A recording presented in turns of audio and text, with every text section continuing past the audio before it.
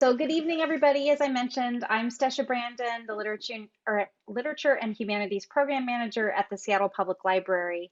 As we begin tonight, I would like to acknowledge that we are on Indigenous land.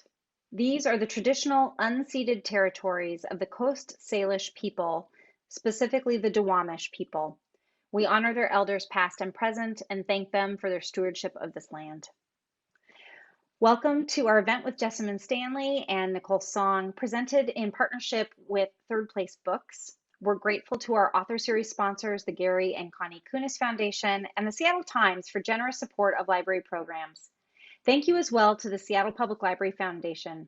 Private gifts to the foundation from thousands of donors help the library provide free programs and services that touch the lives of everyone in our community. I have a couple of quick announcements before we get started. Our friends over at Third Place have copies of Jessamyn's books, including her newest title, Yoke, and they, of course, also have copies of Nicole's books, too. The store is open for limited browsing, curbside pickup, and delivery, and you can find books at their website, thirdplacebooks.com, and we'll also pop links in the chat to their books there. I also wanted to mention that we have closed captioning available tonight, and to access the closed captioning, you just need to click on the icon at the bottom of your screen. And finally, after tonight's conversation, we'll have time for questions from you. You can ask your question at any time by writing it in the Q&A box at the bottom of your screen. So if you get moved by something in the conversation, you can pop a question into the Q&A box at any point, and then we'll have time for questions at the end, and we'll get to as many questions as we're able in our time frame. And now I'm delighted to introduce tonight's program.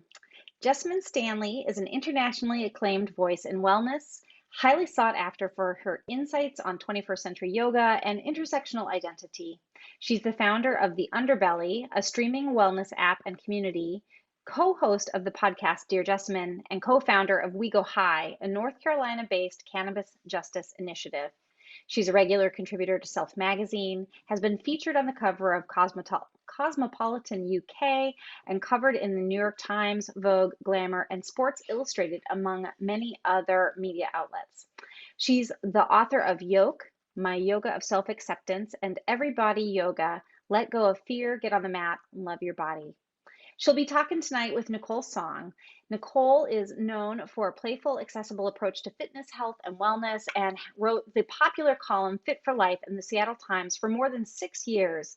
Nicole is the author of 24 Ways to Move More, monthly inspiration for health and movement, Yoga for Hikers, and Yoga for Climbers. She's taught strong, essential yoga classes for more than a decade and consults as a success coach.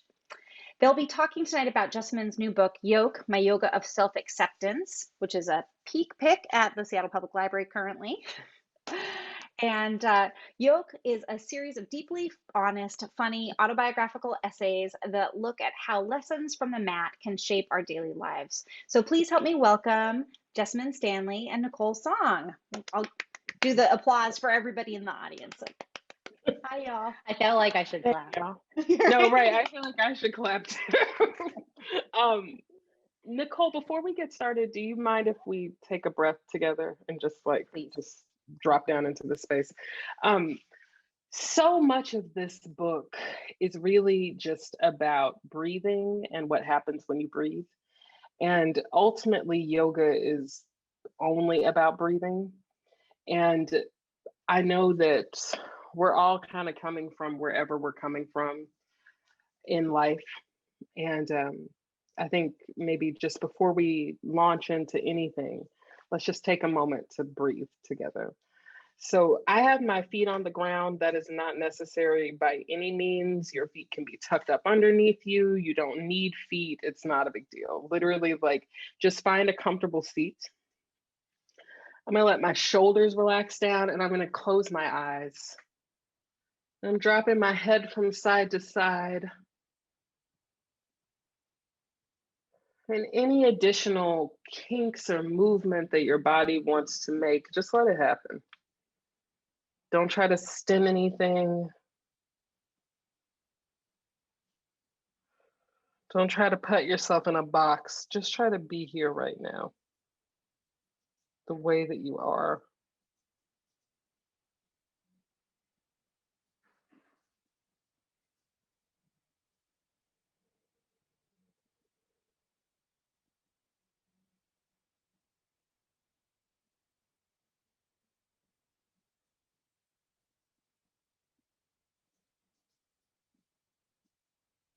You don't need to change anything about yourself.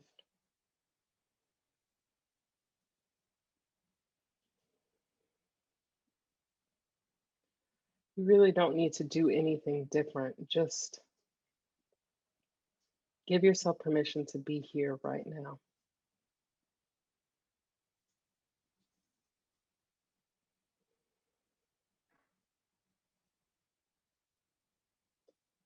You can notice the way your breath is moving,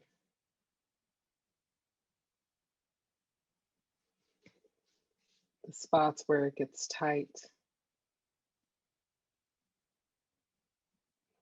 the spots where it's hard and ragged.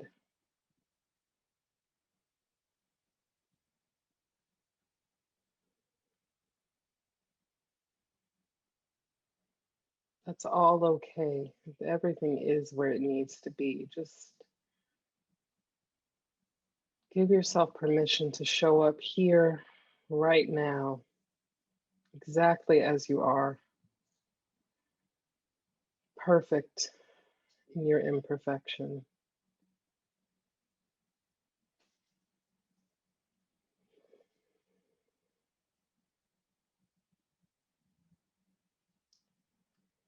And when you're ready,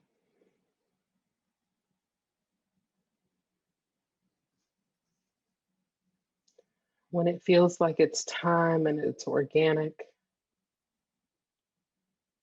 just gently blink your eyes open.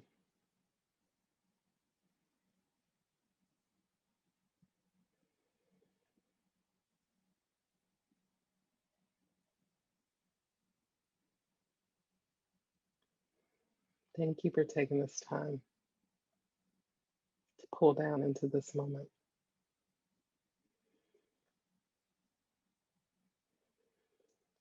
And thank you, Nicole, for being here with me today.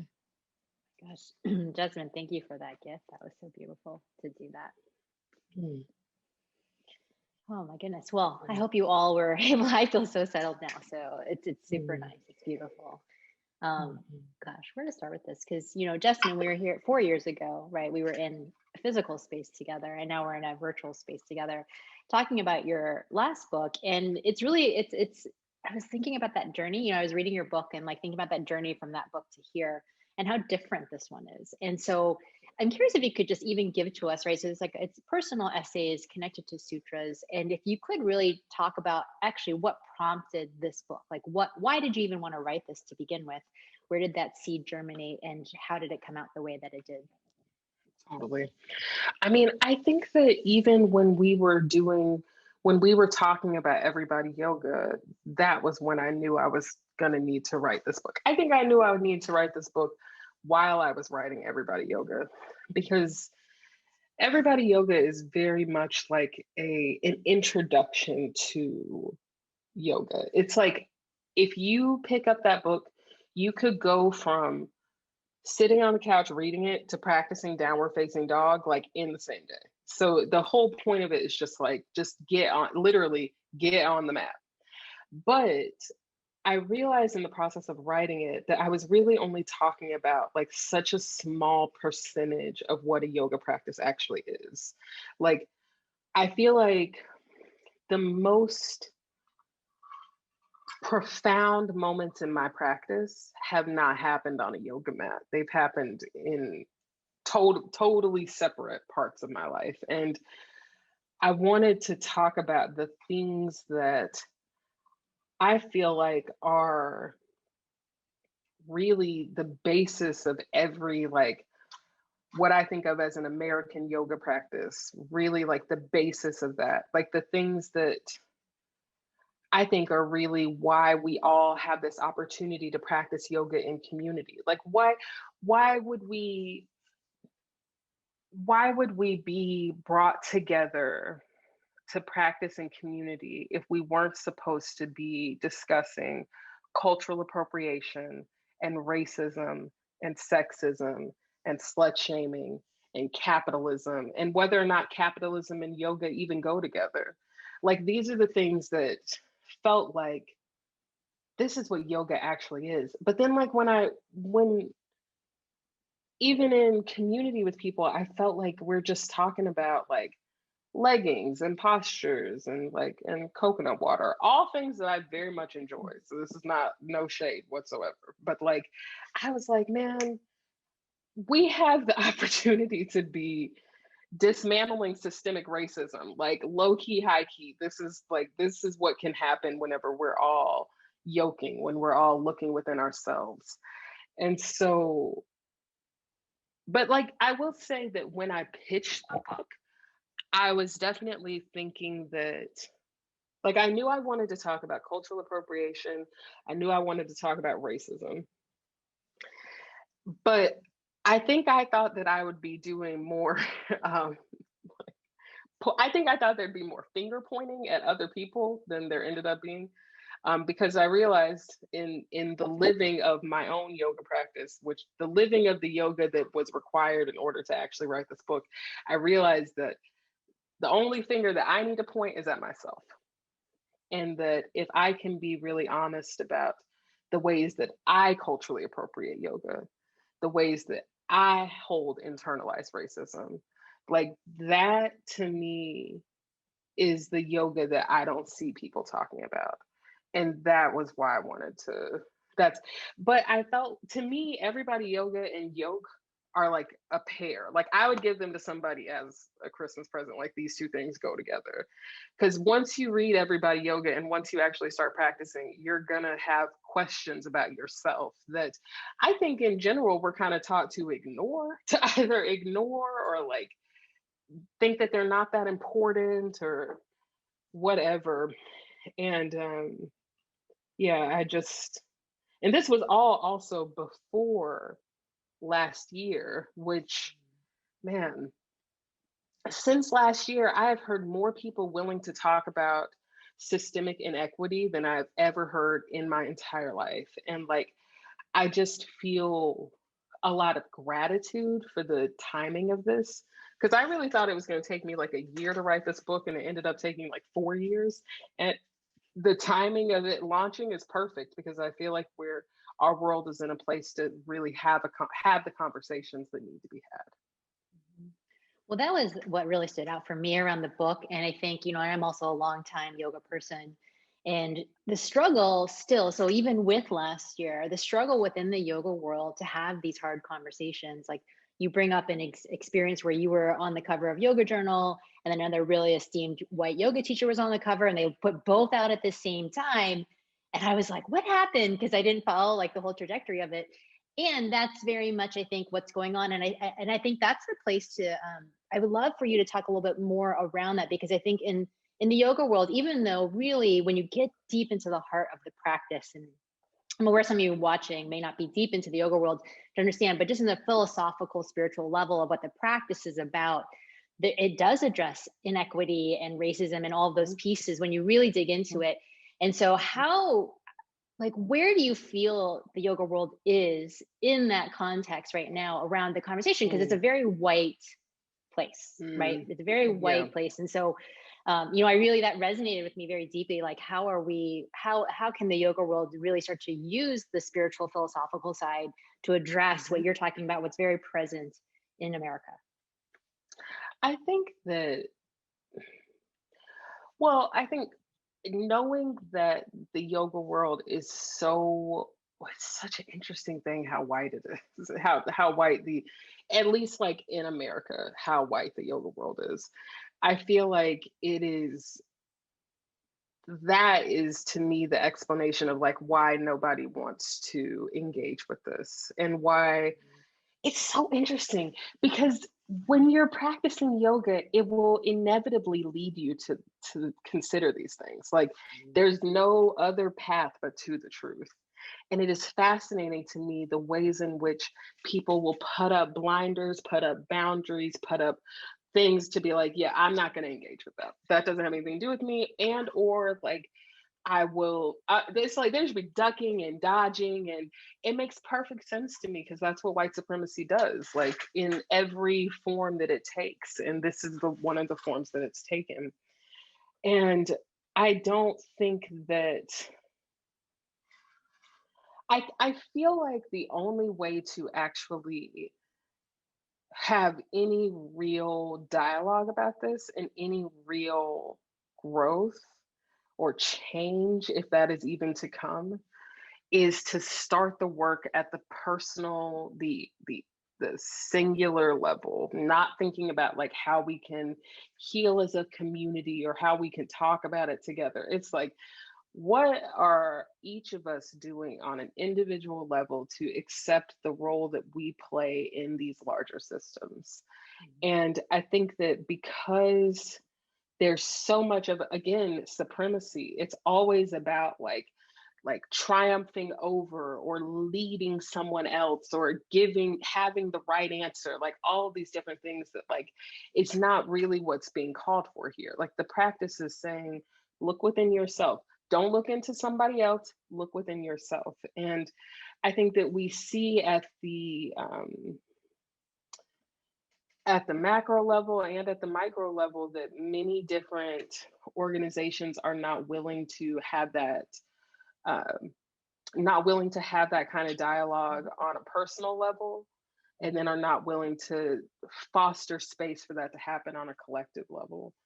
And I would say that as a community, there's a lot we could be doing. There's a lot that, but I think again, like I feel like it just starts at the individual level, and it turns into everybody living their own practice for real, not for show. There's so much practice for show. There's so much like pretend and like, look how great, look, like I do this thing and look what I wear and look where I practice and look how I do it. It's like nobody cares. It's not just, it doesn't matter what it looks like to somebody else. All that matters is like how you're actually showing up in your own practice.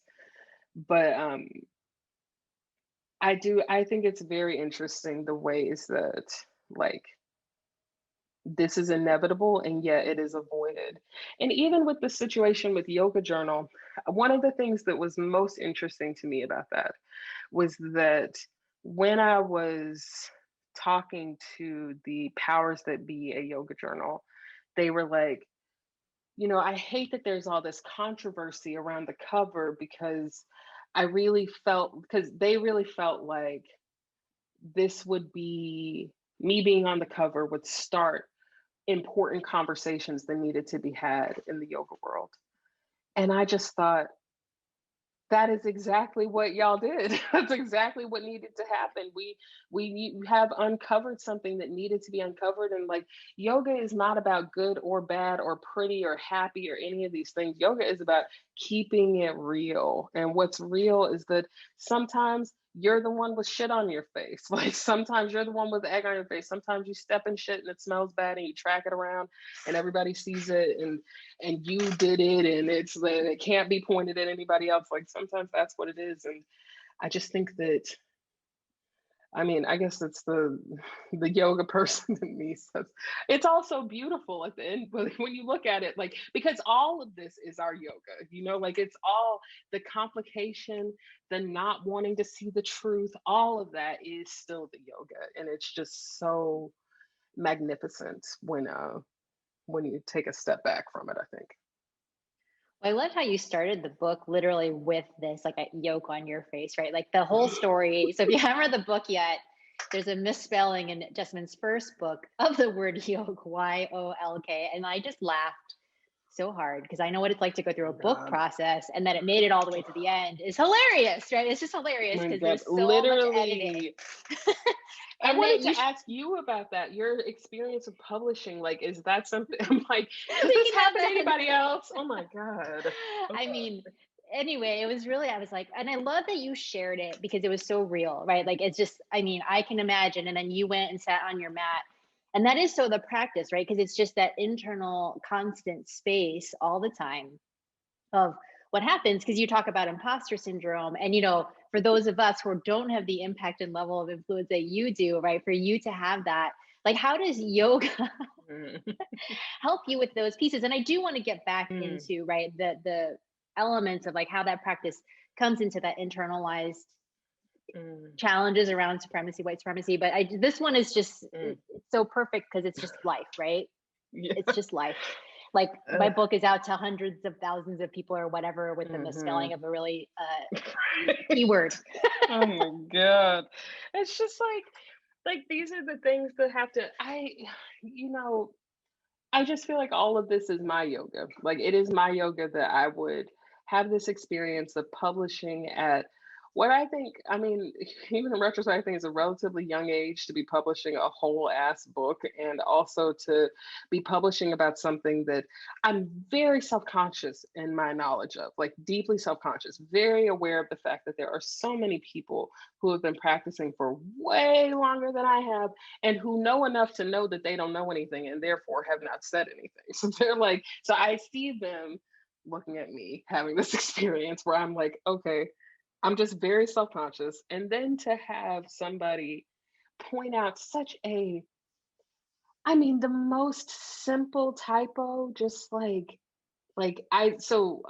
if you have not yet read this book, the first essay is about how I in Everybody Yoga misspelled the word yoke, Y-O-K-E, as yolk, Y-O-L-K, like the center of an egg.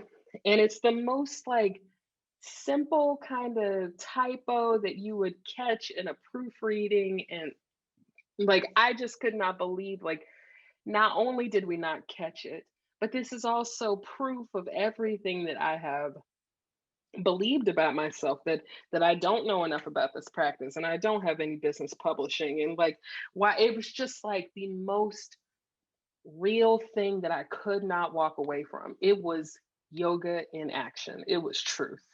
And it was deeply necessary. It was something that I think would have just perhaps continued to pretend was not there. I did not even in the same way that I right now am not aware of so many things that I will eventually be aware of. At that time, I was not even aware of the fact that I was hiding from my imposter syndrome. I thought it was not becoming of me. And I thought that it would be best if I just pretended that it wasn't there. And then eventually one day it'll just go away. But the truth has a way of smelling so bad that it doesn't matter if you pretend it's not there. It will just continue to stink and it will smell worse as time goes on until you are eventually required to acknowledge it. And this is literally anybody watching this has had this shit happen. Like you know what's good whenever the universe is like, no, you gonna hear me on this. You will feel this. And I mean, I just feel like I have so much gratitude to that person for writing that email. I have gratitude for the experience of it, the heft of it, all of the unpleasant emotions that it brought along with it, because that is the richness of life. And that is the yoga. That's the good, the bad, and the ugly. And I think that very often I, like others, will try to focus on the good and not necessarily focus on the bad or the ugly, but they all have to be there in order for the good to be there. And I just think that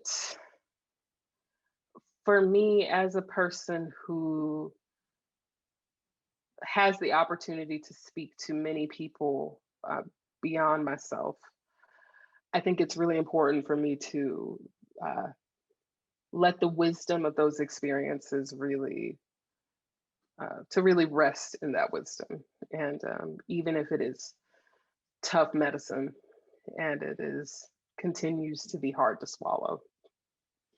Totally. Well, that was the example. That was just, the book starts off with a bang because of that example, right? But then there's the other example, and then going back into that, I really related to this one. You're like wanting white people to like you. Oh my God. I totally relate to that. I was like, girl, tell me about it, right? Like, and especially both of us are in yoga worlds, and you're like, anyway, it was just in that place of then having to address it and look at that when you see it, because that's the practice, right? You're like, what's going on here? Why is that happening, right? That's exact. And the thing is, it's just like every posture. Like when I think about postures that I have been obsessed with, where I've just been like, okay, sometimes people are like, what's your favorite yoga pose? And I'm always like, the pose that's kicking my ass, like the pose that is like, that is just completely out of reach, where like I'm just aiming for like one thing. I'm just trying to interlace my fingers behind the back of my thigh or whatever the thing is. Like I'm in chair pose. I'm just trying to like the pelvic tilt. I'm just working that pelvic tilt. And that is what I'm trying to understand.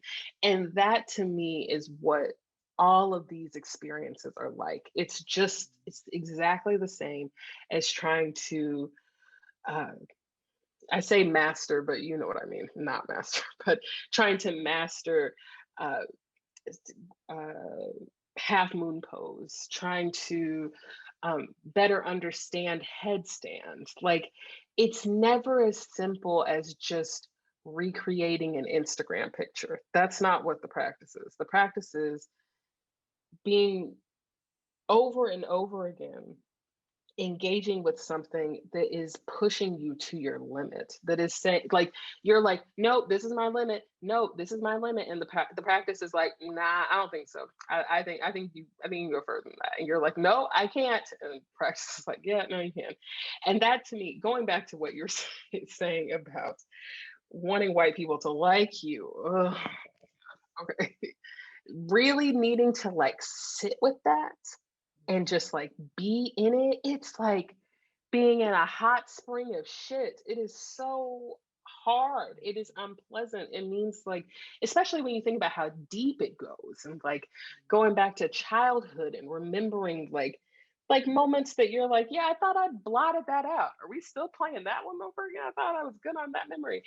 And then, but then, to me, it actually really helps to like go that deep in it and really like rub the wound. Because when I get down and I'm like, damn, this is something that I've been doing since childhood, this is something that I've been kind of always doing, then I'm like, how the hell else would I have done it? Why would I have done anything else? Who would have done anything else? How else was I going to survive? How was I going to survive being in a predominantly white town, going to predominantly white schools? I am trying to survive. That is what's happening right now. And like, I literally just got here. It's not like, yes, we've all lived lives before this, but I had just started this life and I'm just trying to figure out how to make it. And it makes it so much easier to reach that place again with inevitability, the place that always comes in the practice of compassion and acceptance, and saying, okay, that's just what it is. And that's the moment when the pose is accessible. Like, that's the moment when you're able to hold the headstand, when you understand half moon pose, when the chair pose, the sweat is dripping and you are fully engaged, but you are in it fully. And I think that that is what, for me, that's what the realizations, especially because the stuff around race is so hard.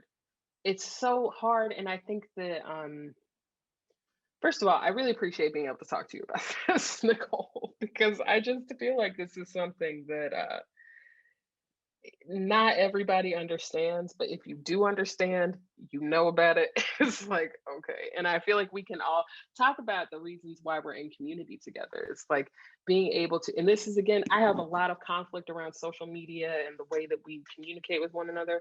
But to me, this is one of the reasons for that too, that like we can hold compassion for ourselves and then practice that compassion toward each other. And we can create a space where it's okay to be complicated. Yeah, absolutely. Well, the other thing I wanted to talk about, because I get all of those pieces, right? Because really yoga is that experience of truth and seeing when it's ugly or whatever it is, and how do you work through it. And then there's this piece that's always really fascinating with cultural appropriation. And you said you always wanted to write about this, and this is so complicated, right? And so, right, yoga comes from India, and right, and it's been completely appropriated in the West. Absolutely. And then it's also capital, right? It's also become this huge money making business. And then you and I are both participants in that. And so then Literally. What is that, right? Like, what Oh is my that to be God. like? It's this practice that really was never supposed to be monetized. It's a spiritual practice. And that, yeah, here we Literally. are doing that. And like, how do you reconcile that for yourself? Because this, I will say this one more thing Yeah. before you get into it, is that one of the things I loved and was interesting about your book is you left some things pretty open-ended, right? Mhm. Including this one. And I was like, is that intentional? Did you want us, what did you want us to get from that? Because I got that in a few of the essays. I'm like, oh, she's just sort of leaving this. And it was Mhm. interesting. Yeah. Oh, yeah. I'm so glad that that was clear because, like, I feel like there's always this hunt for resolution, always, like, where it's like, okay, so now what are we supposed to do? Like, what's the final answer? And my thought is like, there is no final answer. We're all in a constant state of evolution. And I feel like I might feel differently about this later. So honestly, I'm leaving it open ended for myself. And I don't think that I don't think there is an answer because I think that we're in this space of like again with evolution, we're evolving on a concept. Like, okay, so I feel like, and it seems like you do too, capitalism and yoga, they don't go together. It's like they're not meant to go together. Yoga is about something that has nothing to do with trading resources for resources. It's not about that. It's about the truth. And I feel like for anyone who is a part of the yoga industrial complex, there's a need to be critical of that. Like, what is it? How are we showing up in this space? What is it? Like, what are you really offering? What are you doing? And I mean, honestly, it was, I guess now that I think about it critically, it was really around the time that Everybody Yoga came out. It might have been right before, maybe. It was around that time. I started to really question being on social media and sharing my yoga practice with other people. And like, just, I felt like what is the point of this, honestly? Like, what is the purpose? Am I, first of all, yoga and social media are saying completely opposite things. Yoga is saying, look within yourself, never look to anybody else because you have all the answers. Social media is literally saying the exact opposite. Look to other people. You have to. If you don't, you don't. Like, how will you know who you are without your follower count? That's what social media says. So I was like, I don't need to be doing this. Like, I don't feel like it's serving my practice. It's not serving my spirit. I don't, I just, and at that time also, I had a lot of difficulty even engaging with other people, engaging with my work. Like, I felt like this has nothing to do with me. Whenever people are reaching out to me to be positive, it's really about them. It doesn't actually have anything to do with me. And so, like, being able to see that, I'm just kind of like, why be over here? But then I started to, and also, I feel it's important to me this part, but like all of my teachers, they at that time they were not on social media. They were all like very critical of social media, and so I was kind of like this. I'd been on social media for a while, so I was kind of like, no, this is something that I'm doing, and they don't have to understand. But as time went on, I'm like, no, it's not. They don't go together. But and I don't know that this was, it definitely was not like a one time aha moment at all. It's just been something that I've kind of felt that there is so much impact in a positive way that comes from sharing your truth with other human beings, that it makes space for other people to accept their own truth. And I don't know if maybe I just had enough people reach out to me and say, like, I'm like, because I saw your yoga practice, I was inspired to do blank. And it's not even like they're all inspired to practice yoga. It's literally like I've inspired to be myself. And that for me feels like enough of a reason to be sharing my practice with other people. And but it also means share the truth of the practice, not just like certain pieces of it or like even just like what the mainstream is saying the conversation should be. It's like be problematic, say and do things that will offend people. Like that's kind of my thing now. I feel like it's a worthwhile expression of self in practice if I would get unfollowed for it, so that I'm like, I'm here for that, because I think that that's what yoga actually is, and that's what my truth is, and that feels important to me. And the reality of sharing that is that it's not free. To do that kind of work is not free, and it does like to share. So I started the Underbelly, my wellness community, literally just honestly, a huge part of it was just like, I want to make sure that anyone on this planet can find my teachings, no matter where they are, no matter what time zone. I don't have to physically be in the location. They don't have to like there, it can just be a set fee that they can pay to access it, and then we can just call it at that. But the infrastructure of that, it costs money to do that. Like it's not free. So that is how I end up justifying being a part of the yoga industrial complex, is that there's a necessity to actually bring these things, like it's like you have to pay for what it takes to share it with other people, if you determine that it's worth it to share it with other people. And again, going back to the point of, I reserve the right to change my opinion about this, because I don't know that I'll always feel this way about it. Like I might at some point be kind of good on this and good on sharing my practice with other people. And I think that every expression of it is important. So like there's this way of thinking about it. And then there's people who are like, yeah, I'm gonna make my style of yoga and you will pay me money to do my style of yoga, and like that's just what it's gonna be. And I'm like, I feel like that's fine too, because that is also yoga. It's not just yoga because it's like this one way of understanding it or one way of defining. And just being able to understand how all of those things live together in the same world, that feels like what, again, like why we all have this opportunity to practice together.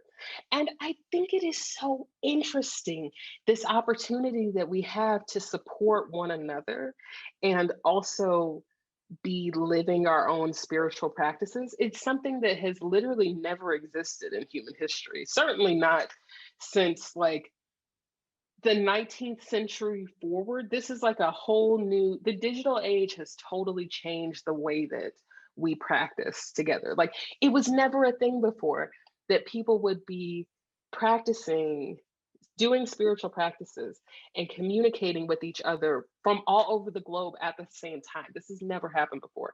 And the fact that we have a way of like, where commerce can make it work so that you can like just do your spiritual practice and let that be the focus of your life, it's wild. And maybe it is disgusting and going to pollute everything and ruin this whole world, but to be honest, I kind of doubt it. Certainly not before climate change or nuclear war or the extraterrestrials or whoever, whatever else is coming for us. But if that is the case, I still feel like it will still be yoga. Like it's still the yoga. So I don't know. It's a paradox, I guess, for me. And I get that. And I think that there's so much, one of the things I was hearing too, as you were talking about it, is that what yoga really does teach you to do is to value yourself. And that's really, I think, where so many people come in with you, is like learning to value yourself through your body, who you are as you are. And then there's that side of capitalism and life and making money, of like valuing yourself and then actually valuing your services and what you offer to the world, right? So I saw that connect. I don't know if you did, but like I actually think that there's some cool qualities in there with that yoga practice, because it is true, you have to value yourself, and then what do you do with it, right? And you may choose to never make money, but you may choose that I would like to feed myself and pay my rent and my mortgage, right? Whatever it is. So exactly. And you it's know, all you had also asked, or we were talking about cultural appropriation as well, and I feel like I didn't really get into that at all. yeah. But like, if you want to, if you're You want me to ask cool it with again? rolling back, Or you no, can just I talk just, about it. Yeah, totally. yeah, I just wanted to say that like, I knew that I wanted to talk about cultural appropriation in this book, but I don't think that I realized when I pitched it that what I really meant was needing to uncover my own cultural appropriation. And I really think that like a lot of people, so I think of appreciation and appropriation as kind of sitting as the two sides of this very fine blade. And like appreciation is when you care about something deeply, respect it deeply, want to learn everything that you can, like are really invested in love something, appreciating. Appropriation is like appreciation, but with like a dash of theft on top. It's like colonized appreciation. Like when you determine that, oh yeah, I gotta have that. I'm just gonna take that. That's for me now. I love it. I'm gonna have this. Like, so that you end up just trying to mimic something, but in a like a disrespectful way. And actually like not learning anything about what you are stealing. And I say colonized appreciation because it's deep colonizer ideology to be like to appropriate. And this idea of like just being able to take things, to own things, to I mean, it happened all over to the indigenous land here in this country. It happened in colonial India. And that's where I think in particular we have to be so conscious of the role that colonialism and colonization play in the way that we even understand and process and digest yoga in America. And I think that a lot of people are afraid to talk about appropriation because they're like, I might be a part of this. Like, I might be part of the problem. Maybe it's me. And I think that what I wanted to say in yoke and what I hope comes across is that I'm saying, yes, I am also a part of appropriation. Like it's something that we are all doing because we're living in the soil of colonization. Like why wouldn't it happen? It's what makes the most sense. And I think that fear of talking about it inhibits the deepening of collective yoga practice, and it makes it impossible for us to heal together. And it's not even about like trying to fix anything. Like I think a lot of people, and this was honestly, I think the angle that I pitched this book even was like, oh, I want to talk about appropriation and like how to not appropriate. And this is like probably one of the most common things that people are like, okay, so what should I do to not be appropriating yoga? And I'm like, well, it's called yoga and you're calling it yoga with no regard. And that's a Sanskrit word. So like I would say that you're kind of appropriating right now if we're keeping it real. And like, I mean, I don't know, personally, I feel like now having a better knowledge of the way that Sanskrit has been used as a tool of imperialism in South Asia, it makes me feel like I don't want to use Sanskrit in my classes because it just doesn't feel right for me. But at the same time, I can see how somebody who has a different understanding of the practice would feel differently about that, and they should be able to. And the thing is, like, I don't think it's about us all coming on the same page or like trying to never appropriate. Like, I think appropriation is just what happens when different cultures come together, that there's going to be some shit like this because we are living in the soil of colonization. But if the more we can just talk about it and let the trash smell bad, the easier it will be to actually take it out. Yeah, I totally get that. That I think that cultural appropriation is such a complex topic, and the one where I think we do have the most fear. And I know I have had too. It's like, well, should I even do it? Should I teach it? Should I be allowed to do anything from it? I also have yoga books, all those things, right? And then you're like, well, it's happening, it's here, it's big, it's giant, and it's been life-changing, right? And so then you're like, what do you do with all those things? And I don't think there's answers.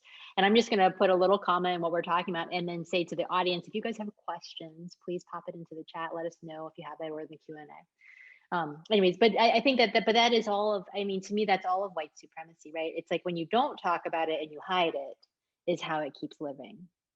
Literally, right? Exactly. And so you have to talk about it.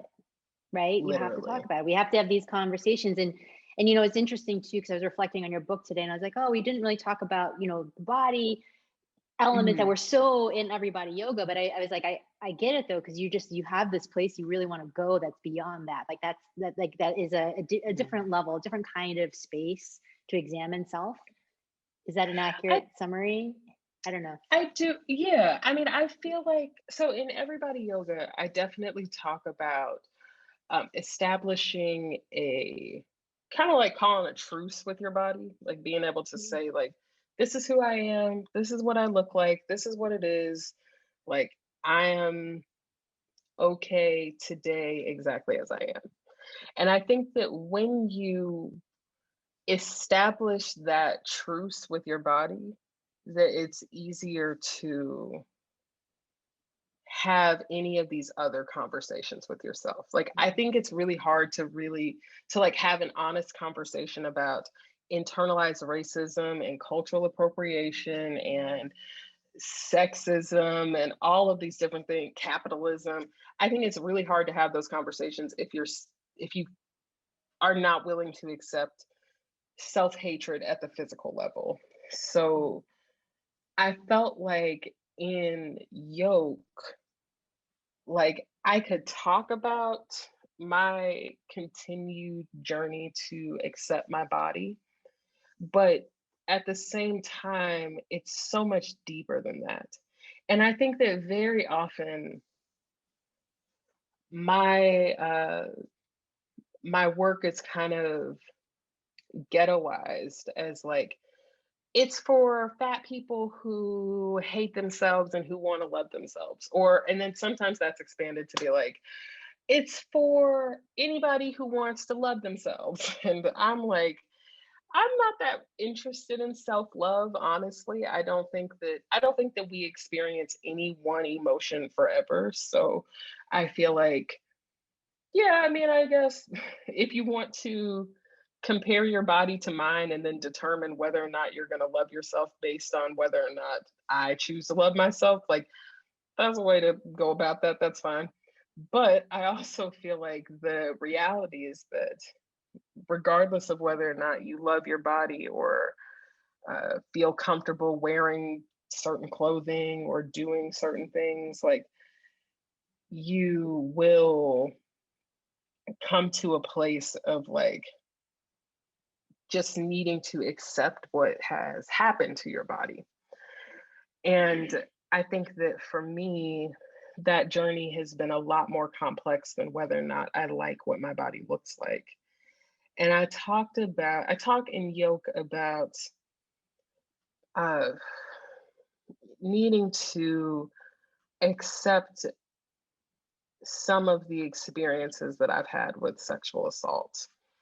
And that has been something that I knew I was going to need to write about in this book, but I really did not want to because I don't um, I don't like thinking about it. It doesn't make me feel happy and I don't feel like it's anybody else's business. And because in the process of writing, I was so unwilling to go there with myself, that is what made me go there. And that to me was talking about my body. That it's not just talking about like, oh, you know, society says I shouldn't love my fat belly, but I'm just going to decide to love my fat belly. It's like, no, why do I not love my fat belly? Like for real, like where's that coming from? It's not just something about the way that it looks. It's not just whether or not I saw fat bellies on TV. There's a lot more going on. And that is the yoga that I think uh, I personally am more interested in. Like the yoga that has been most transformational in my life and in being able to accept my body. And part of that acceptance has been accepting that I'm not always going to love my body. Some days I'm going to hate my body, and some days I'm going to be cruel and relentless. And that is important too. It's not just important to be happy all the time. I think sadness is a greater teacher often than happiness. Yeah, well, that I totally I get that what you're saying. I was going to ask you about that piece about writing around the trauma physically, but really even too when we go back out to it taking that broader lens about what you're talking about, but it's then we were getting into patriarchy, right? Like how many things we have, the issues we have around that. And you didn't actually dive into Oh, that in the yes. book. And I'm just Mm, curious if you were like, mm, one more giant topic to wrap into an mm. academic book.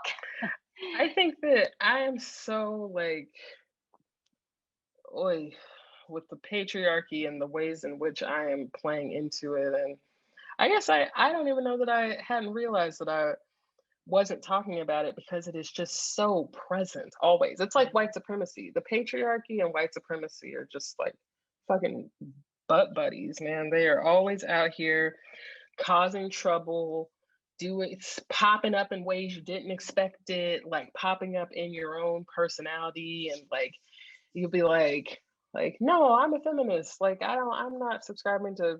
Yes, you are. Like you are just as doing it just as much as anybody else. And I just I see myself so much in that cycle, and in like I feel like I'm a part of the patriarchy. We all are. And I don't think that it's as simple as saying, I don't like that. That's not going to be there anymore. It's like, no, like if you don't want it to be there anymore, you have to show, you have to not want, you have to stop being a part of it. Like, don't be a part of it then. And there's just so many ways that I am actively a part of it. And I think that just trying to accept those ways for me, that is sufficient.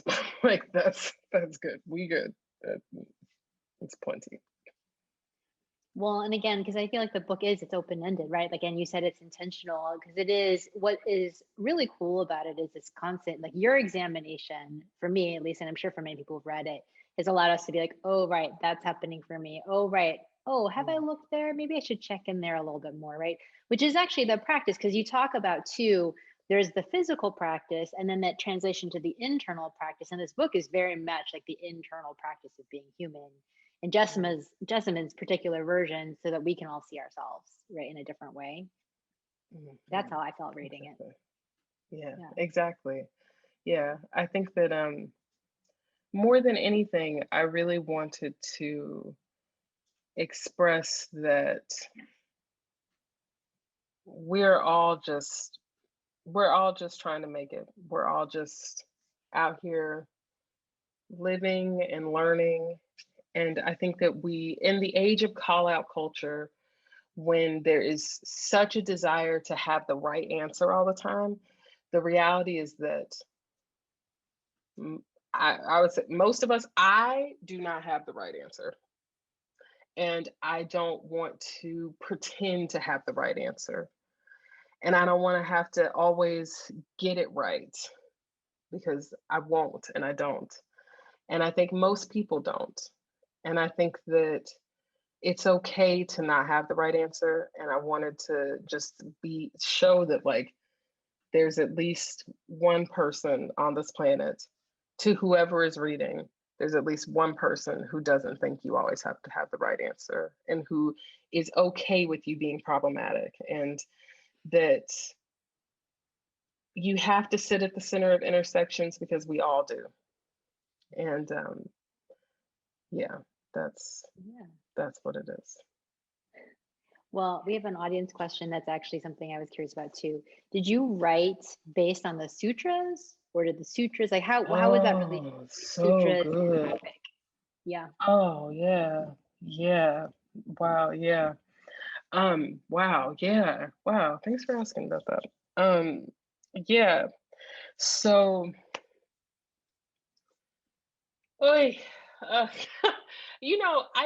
I guess hmm, hmm, what came first, the sutras or the, I think the sutras came first. I mean, I didn't know that they would end up being such a big part of it. But what I really didn't know about this book was how much research I was going to do in writing it. Like, I spent at least a year just doing straight research. And in the research process, I read a lot of different things about yoga, about American yoga history, about American history. Um, and I read multiple translations of the sutras.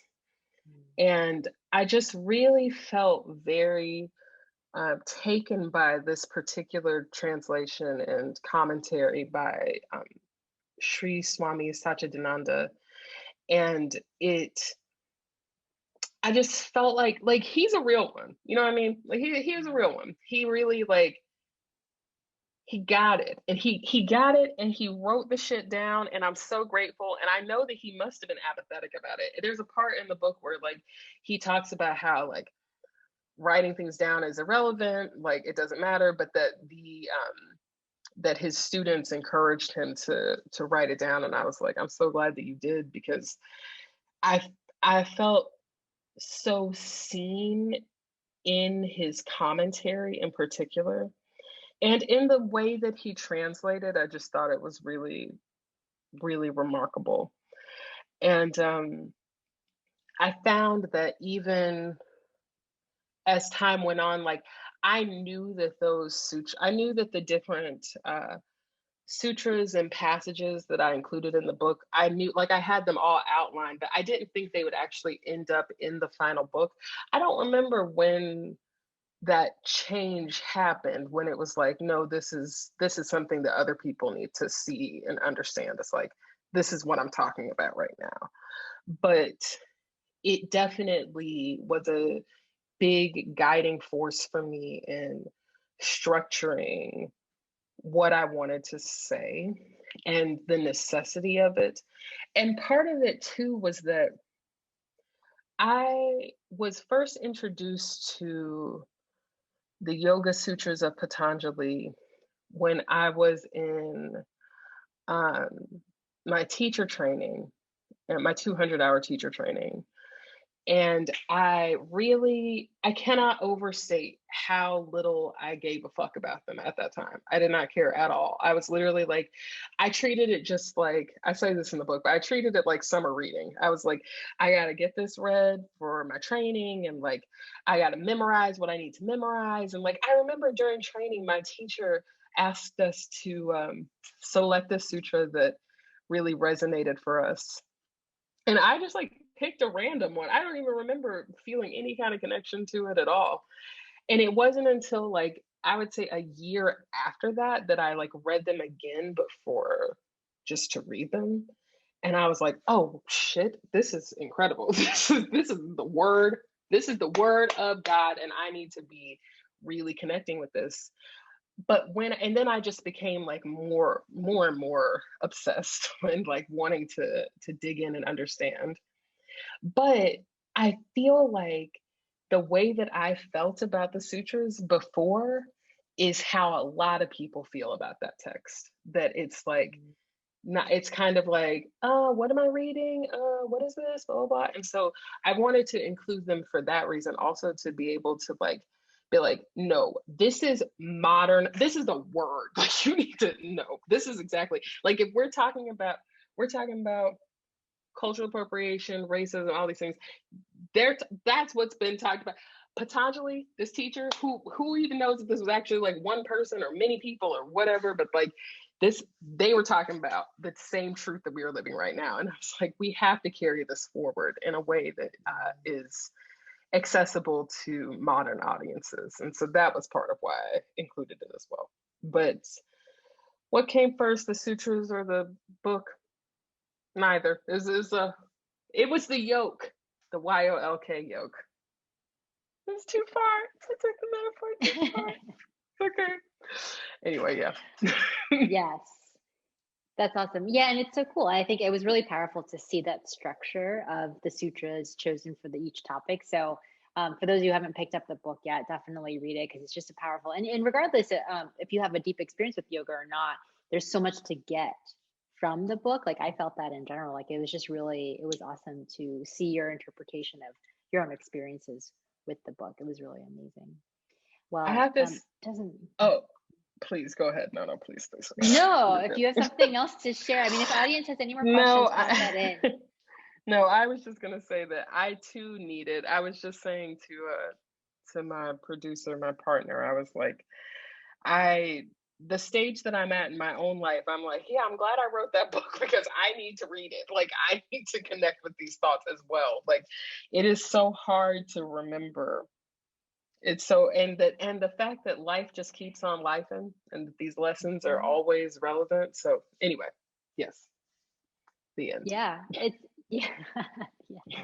Well, Jessamine, it's I love hearing your insight into it because the book is really it goes very deep and it goes into many places, like you said, that isn't always out there. And I love that you brought it all together in this place. And truly that is right, like yoke is union, that oneness, and that you shared. And I really that you share yourselves in such a open way, vulnerable way, really, with the world, because I know that's not easy. And I'm grateful personally to have been on the receiving end of that for sure. I'm grateful to be in community. So awesome. Yeah. Mm. Yeah. Well, for those of you out there, go read Yoke.